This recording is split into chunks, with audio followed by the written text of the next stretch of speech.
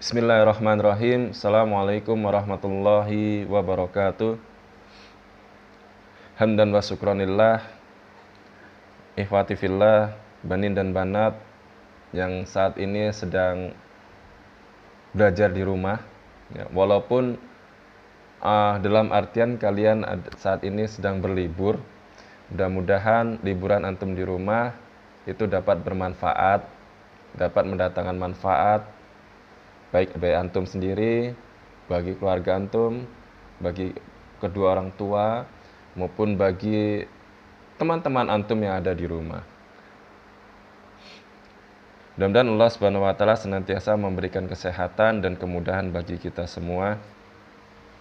Baik. Kemarin telah Ustaz sampaikan tentang pengertian Asmaul Husna. Apa itu Asmaul Husna?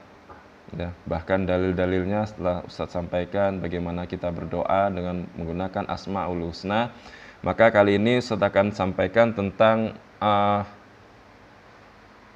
isi dari Asmaul Husna tersebut. Yakni afan Ustaz lagi enak badan, kayak agak batuk. Yang pertama adalah Al-Aziz, ya.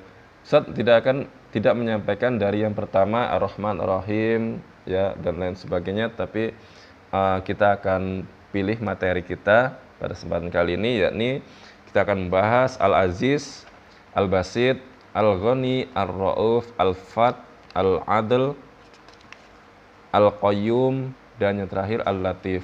Nah, ini materi kita. Yang pertama Ar-Rahman.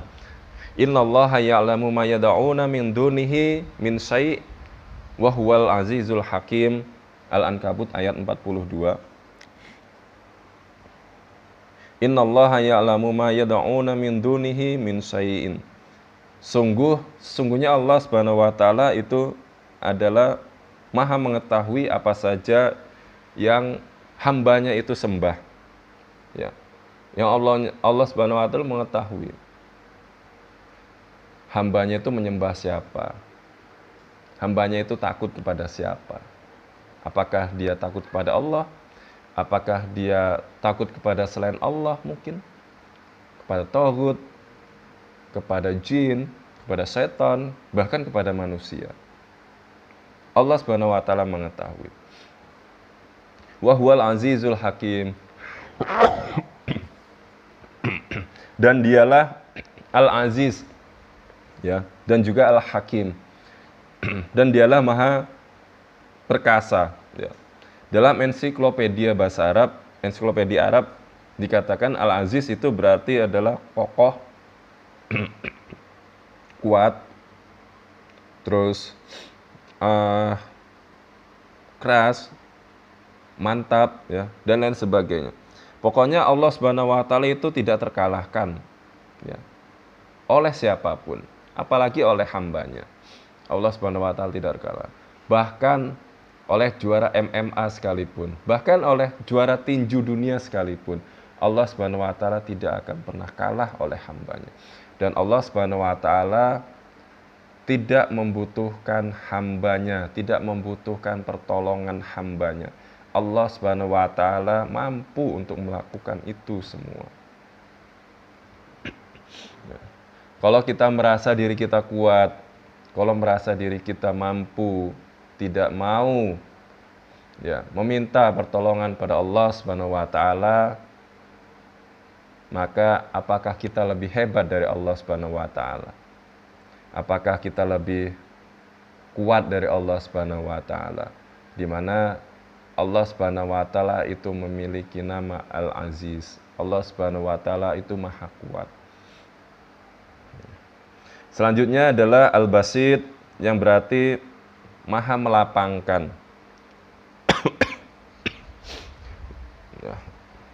Allah itu Maha melapangkan, Maha membuat kemudahan, ya. Allah yang memberi kelapangan. Allah juga yang bisa memberikan kesempitan kepada hamba. Allah yang memberikan kemudahan. Allah juga yang dapat memberikan hambanya kesukaran atau kesulitan.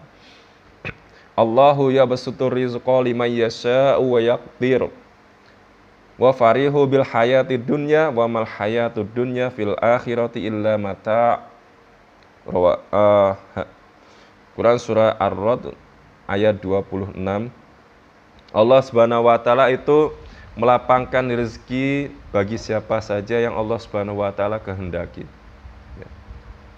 Bukan saja melapangkan, tetapi Allah Subhanahu wa taala itu bisa membatasi siapa saja yang Allah kehendaki. Mereka bergembira dengan kehidupan dunia. Mereka tidak tahu kehidupan dunia ini hanya sementara. Hanya mungkin sekedar meminum, ya. Tidak satu gelas, tetapi mungkin seteguk minuman. Itu adalah kehidupan kita di dunia. Kehidupan kita di akhirat adalah kehidupan yang kekal dan abadi. Di sana segala sesuatu yang kita inginkan berupa kenikmatan, kesenangan, ya, dimana kita sekarang bisa hura-hura, ya. Kita memilih untuk melapangkan hati kita dengan kegembiraan yang lain, mencari hiburan yang lain di dunia. Tidak ingat bahwa Allah Subhanahu wa taala itu yang memberikan kelapangan di hati-hati hambanya.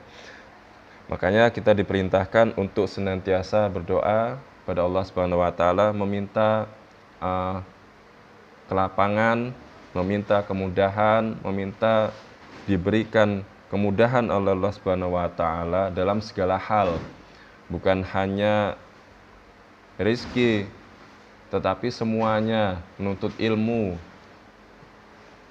menghafal Al-Qur'an seperti yang antum sekarang lakukan, yang seperti antum sekarang kerjakan, yakni menuntut ilmu dengan mendengarkan atau menyimak video dari para asatidz, ya, itu adalah salah satu upaya, salah satu ikhtiar yang antum lakukan agar antum faham apa itu tentang agama, apa itu tentang ilmu pengetahuan, ya.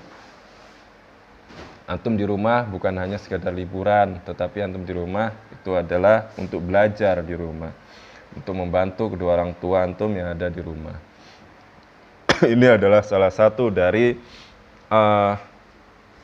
salah satu Asmaul Husna, yakni Al-Basit, yang memberikan kelapangan, yang memberikan kemudahan. Mungkin itu saja yang dapat saya sampaikan. Masih banyak nanti Al-Ghani, Ar-Ra'uf, Ar-Bar, dan lain sebagainya. Saya tutup. Subhanakallahumma bihamdika asyhadu an la ilaha illa anta astaghfiruka wa atubu ilaik. Nun wal qalami wa ma yasturun. Wassalamualaikum warahmatullahi wabarakatuh.